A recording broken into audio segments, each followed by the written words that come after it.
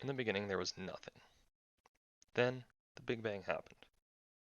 Some other stuff followed, and now we have electronic devices integrated into almost every aspect of our life, for better or worse.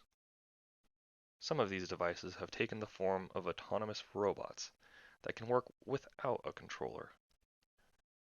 We set out to create a robot that could carry items behind an individual through a multitude of different terrain types, appealing ultimately to the general consumer. The robot would have a locking container on top for security and would have enough space to be useful, unlike some other competitors already on the market. The all-terrain aspect was to allow users to take the robot to a multitude of locations and have the device still function properly.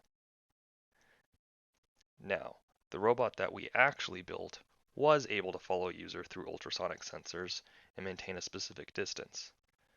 The container was not fully attached to the robot for transportability, but was large enough to hold items.